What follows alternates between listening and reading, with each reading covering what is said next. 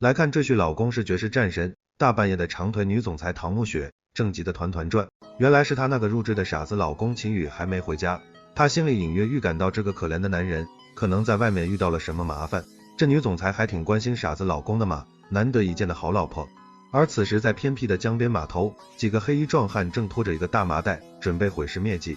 他们完全没把麻袋里那个被称为傻子的秦宇当成人看，语气里充满了各种鄙夷。这些炮灰反派的台词能不能有点新意啊？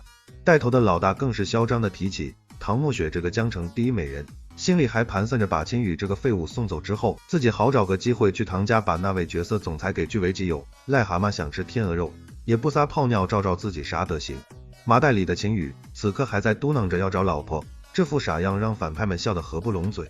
他们甚至还在嘲笑这傻子临死前都不忘惦记那个平时只能看不能碰的仙女。这男主也是够惨的，都要死了还被无情嘲笑。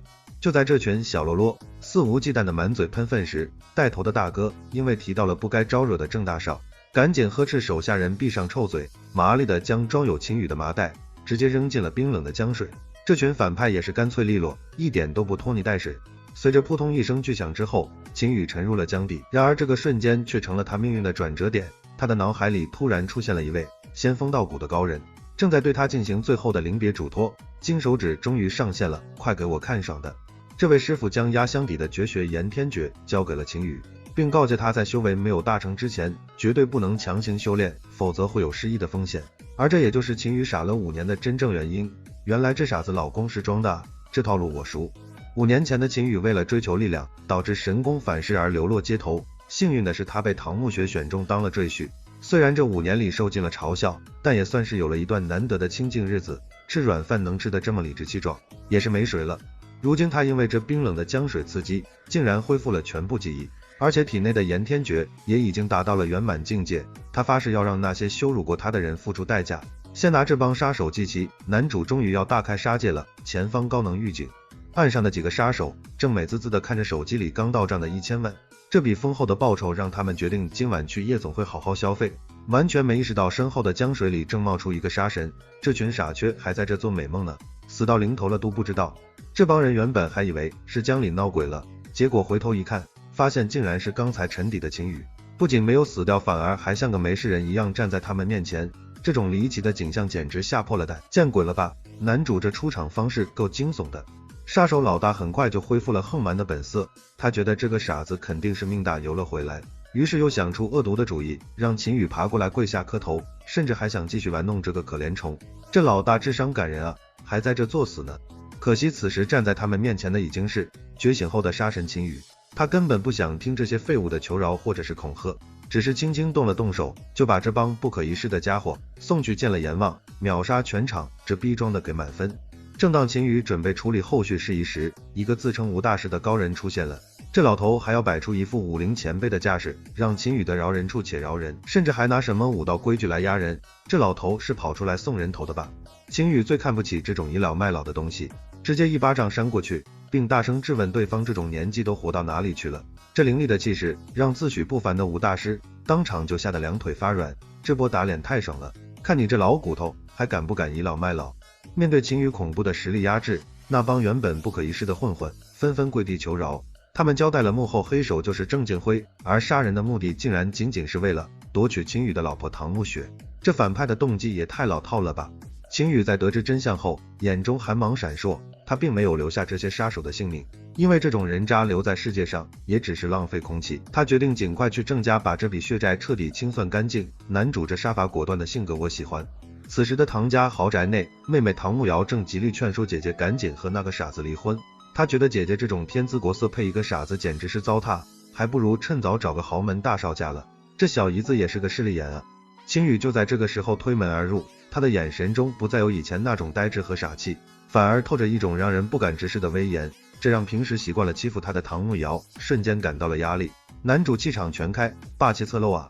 唐慕瑶见状还是不肯收敛脾气，依然指着秦宇的鼻子破口大骂，结果被秦宇一个凌厉的眼神瞪了回去，这把这位骄横的小姨子吓得赶紧找姐姐唐慕雪求救。这小姨子也就是个窝里横的货色。秦宇直接开口提出要和唐慕雪离婚，并承诺为了报答唐家这1年多的照顾，可以为他们出手一次。这种霸气的宣言让两姐妹都觉得这个男人是不是受了什么刺激，男主终于要翻身做主人了。唐慕瑶在一旁阴阳怪气的冷嘲热讽，觉得秦宇这个穷光蛋肯定是在外面傍上了什么富婆，否则绝对没有这种底气敢跟自己貌美如花的总裁姐姐提分手。这女人的脑回路也是清奇，以为谁都跟她一样只认钱啊。唐慕雪虽然也觉得秦宇变得有些陌生，但由于公司正面临严重的继承权争夺，她请求秦宇在维持1个月的傻子身份，等到新品上市之后就去办理离婚手续。这女总裁也是没办法了，只能先委屈一下男主了。秦宇很干脆地答应了这个请求，他知道唐慕雪在家族里也不好过，于是他收拾好心情，准备先回一趟自己的老家，看看那些失踪多年的亲人们现在过得如何。男主也是个重情重义的人啊。当秦宇满怀期待地回到老房子时，却从邻居大婶口中得到了一个如同晴天霹雳的消息，他的养父母在大半年前死于一场车祸，而凶手至今都还逍遥法外。这剧情也太虐心了吧。邻居还提到秦宇的亲妹妹周彤正在一间酒吧当服务员挣学费，这个消息让秦宇心疼不已，他发誓一定要照顾好这个唯一的亲人，并查清楚车祸背后的真相。男主这下可是要发狂了。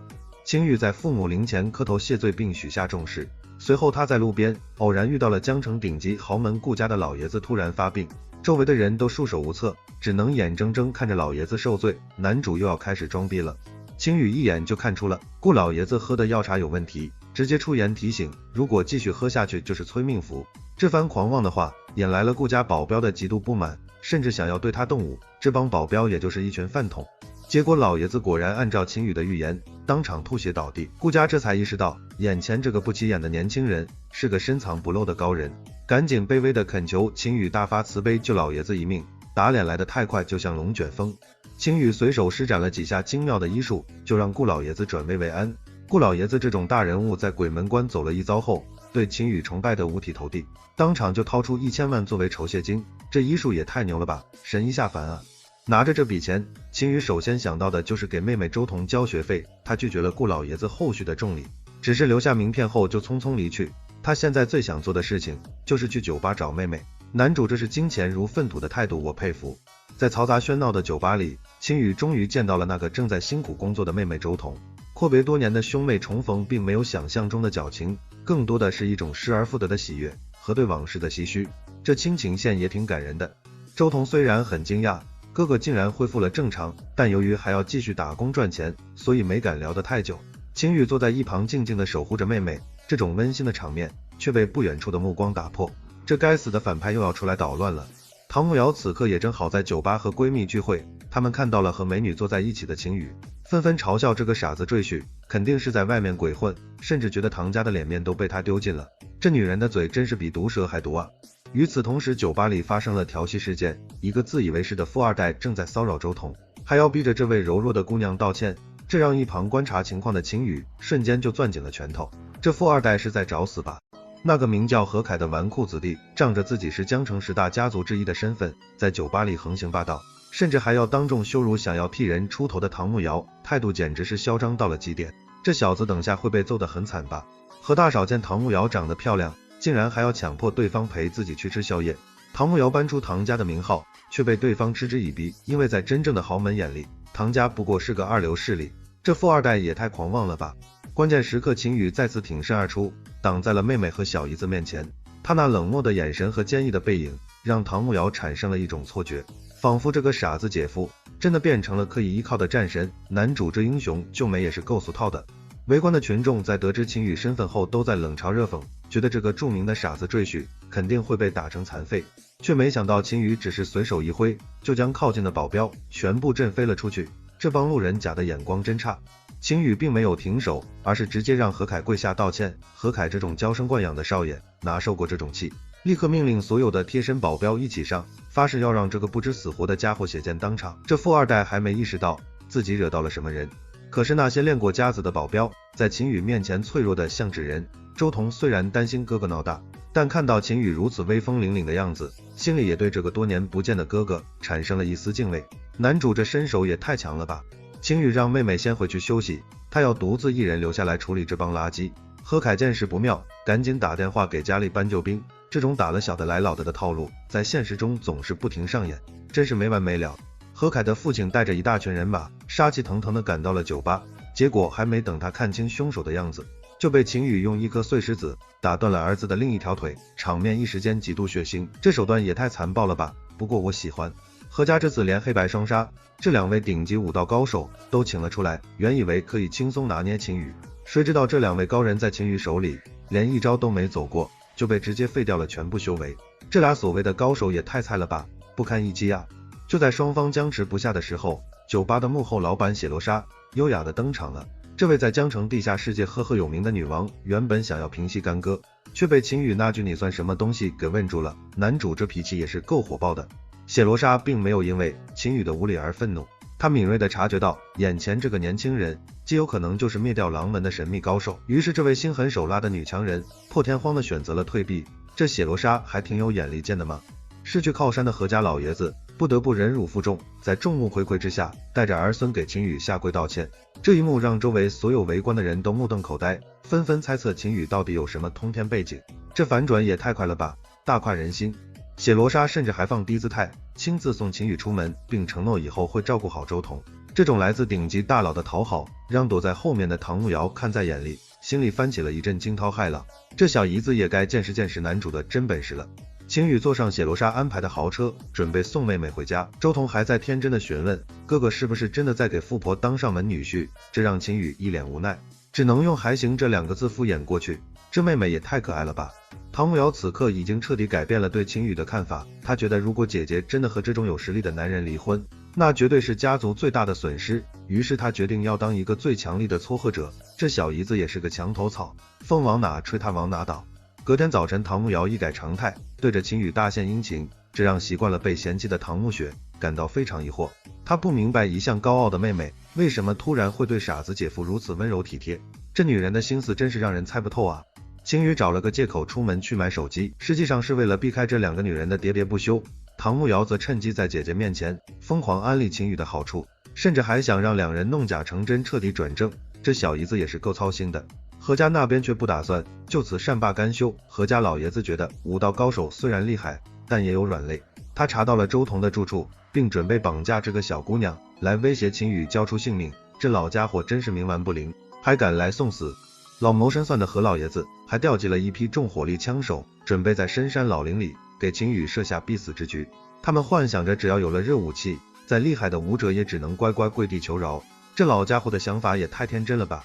秦宇凭借着敏锐的感知力发现了这些埋伏在路边的杀手，他并没有丝毫的慌张，反而主动走进了对方的包围圈。这种视死如归的气势让杀手们都感到了一丝不安。男主这是要以一敌百吗？太帅了。随着一声令下，所有的自动火力齐齐开火，然而秦宇的身影却如同鬼魅一般在子弹中穿梭。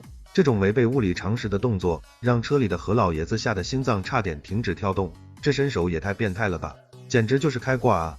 秦宇直接动手把那些开车的杀手全部掀翻在地，并从幸存者口中逼问出了何家的后续计划。原来这帮家伙还想玩人质交换的把戏，这彻底触碰了秦宇的底线，这帮家伙真是活腻歪了。这时候顾老爷子的电话打来了，再次提醒他关于何家调集枪手的信息。虽然秦宇已经把威胁全部铲除，但他还是客气地接受了这份人情，并顺便屈服血罗莎的眼。男主这也太淡定了吧。在高级酒店的包厢里，血罗莎对秦宇的崇拜已经达到了顶峰。他看出了秦宇身上带着还没散去的杀气，明白何家那帮不知死活的东西肯定已经变成了一堆烂泥。这女人也是个聪明人。正当2人谈话时，本地黑帮风云帮的小喽啰葛全闯了进来。这个不长眼的家伙不仅公然调戏血罗莎，还对着秦宇大呼小叫，简直是活腻歪了在找死。这炮灰也太不长眼了吧。秦宇根本不想听对方在这里吠叫，直接用筷子作为武器，瞬间就制服了对方。葛全这种欺软怕硬的东西，立刻开始搬后台，试图用风云帮的名号来吓退秦宇。这种货色也就配当个炮灰了。结果秦宇只是冷冷地说了一个滚字，并警告对方如果再敢多说废话，今天就得横着出去。葛全连滚带爬地逃离了包厢，心里却在暗暗发誓要叫老大过来报仇。这炮灰也是够悲剧的。风云帮的老大在得知心腹被打后雷霆大怒，他觉得这不仅是在打小弟的脸，更是在挑战他这个地下皇帝的权威，于是他下令要把秦宇所有的祖宗18代都查个清楚。这反派也是够嚣张的。秦宇在路过古玩市场时，凭借神童发现了一件蕴含强大灵力的古董，他60小计就从那个贪心的小贩手里用200块钱淘到了这件可能关乎身世的宝贝。男主这是要开启寻宝模式了吗？结果半路杀出一个自称任大爷的土豪，非要横插一杠子出高价买下秦宇手里的东西。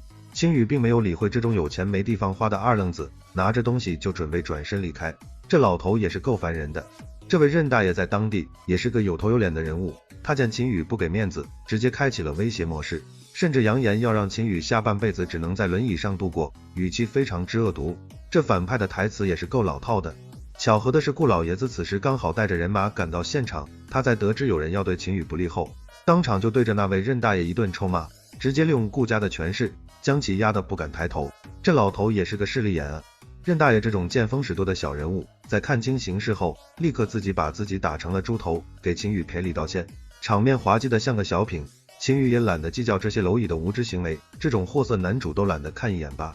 巡捕房的人很快也介入了何家的案子，虽然证据显示何家祖孙死状离奇，但由于涉及到了传说中的武道高手，上头命令封锁消息，不准普通探员继续深挖下去。这剧情发展也是越来越离谱了。唐氏集团内由于唐兵这个内鬼的破坏，即将上市的医药新品出现了严重的致命缺陷。唐慕雪正被这件事搞得焦头烂额，甚至面临着被逐出董事会的风险。这女主也是够倒霉的，公司都快被人搞垮了。唐兵这父子俩为了夺权不择手段，他们甚至和那个郑家的大少爷勾结在一起，准备通过这次新品危机彻底击垮唐慕雪，然后将其送给郑少当成玩物。这帮反派也是够卑鄙的。这帮人在密室里提前庆祝胜利，却不知道秦宇已经看穿了他们的所有小动作，甚至还在这冷笑看着这些跳梁小丑如何表演。这种螳螂捕蝉的戏码正在悄悄上演，男主这是要反杀的节奏啊！秦宇在房间里研究那枚带有灵力的吊坠，他发现这东西竟然和自己的修炼法门有异曲同工之妙。这种新的发现让他对解开身世之谜又多了一份信心和期待。这男主是要升级了吧？唐慕瑶再次跑来打听秦宇对姐姐的态度，虽然秦宇嘴上说着只是朋友，但眼神里流露出的那份守护感却是骗不了人的。这让在一旁偷听的唐慕雪心里产生了一丝涟漪。这剧情也是够狗血的。正当姐妹俩为了新品危机愁眉不展时，秦宇突然说自己有办法解决配方的问题，甚至还能让效果提高10倍。这种天方夜谭的说法让在场的所有人都以为他在胡说。男主又要开始装逼了。唐慕雪虽然不太相信这个傻子老公懂什么医药研发，但看到秦宇那一脸认真的表情，她最后还是决定抱着试一试的心态，死马当活马医的接过了那份手写的配方。女主这心也太大了吧！秦宇向唐慕雪展示了什么叫做真正的神迹，他仅通过几句口诀和笔画，就指出了原配方中药里相冲的致命伤，这份专业度简直让在场的顶尖专家都自愧不如。这男主的技能点也是点满了啊！唐慕雪虽然被秦宇的才华所震惊，但出于谨慎，他还是让秘书秘密进行小规模试验。同时秦宇也提醒他要小心身边的人，这分明就是在暗指那些心怀不轨的族人。女主这防范意识还是挺强的。唐兵这小子还不死心，跑过来阴阳怪气的打探消息，结果被秦宇那充满杀气的眼神吓得差点尿了裤子。这种跳梁小丑的表演在秦宇眼里简直是可笑到了极点，这反派也是够怂的。郑家大少在得知秦宇没死的消息后，气得砸烂了整个屋子。他不仅要对付秦宇，还要加快吞并唐家的步伐。这两家人各怀鬼胎，正在酝酿一场更大的阴谋。这剧情也是越来越紧凑了。为了彻底掌控唐氏集团，唐斌父子甚至不惜去巴结家族里的老太太，想要通过长辈的威严逼迫唐慕雪下课。这种豪门恩怨的戏码总是充满了各种肮脏的交易。这老太太也是个糊涂蛋啊！周六的早晨，秦宇原本想好好休息，结果又被古灵精怪的唐慕瑶拉去给姐姐加油助威。原来下午就要召开家族会议，唐慕雪能不能保住总裁位置，就看今天这一仗了。这剧情也是一波三折啊！唐慕瑶为了缓解气氛，竟然还拿姐姐的初吻开玩笑，说如果配方试验成功了，就让姐姐亲秦宇一下。这种大胆的建议搞得两个当事人都非常尴尬，气氛变得异常微妙。这小姨子也是够会来事的。虽然面临巨大的压力，但唐慕雪看到秦宇这种淡定的样子，心里也踏实了不少。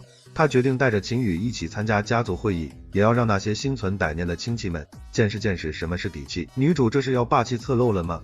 家族会议现场气氛极度凝重，那些所谓的亲戚们一见到秦宇就开始各种冷嘲热讽，觉得唐慕雪带个傻子来开会，简直是对唐家祖宗的一种亵渎和侮辱。这帮势利眼也是够烦人的。唐斌这小子更是变本加厉，当众羞辱秦羽是唐家的智商盆地，还要以此为借口让唐慕雪让出总裁宝座。这种无耻的行径，连周围的一些旁系子弟都有些看不下去，这反派也是作死做到头了。会议正式开始后，唐斌直接抛出了新品研发失败的数据，想要通过这种方式在老太太面前彻底否定唐慕雪的工作能力，逼迫她引咎辞职并交出所有的股份和权利。这招釜底抽薪也是够毒的。就在大家以为大局已定时，秦羽突然站了出来，他霸气的代表唐慕雪签下了对赌协议，声称只要新品不能按时发布，他们夫妻二人就自愿净身出户离开唐家。男主这自信也是没水了。唐斌见状还想出言侮辱，结果被秦羽一掌拍碎了面前的实木桌子。这雷霆万钧的一幕把全场的人都震慑住了，那些原本嚣张的亲戚们此刻都变成了缩头乌龟。这波装逼我给满分。老太太虽然也对秦羽的蛮横感到愤怒，但看到他手里的那份绝密配方竟然真的通过了初步验证，老太太也不得不重新审视这个一直被大家当成傻子的赘婿。欢迎订阅，下集更精彩哦。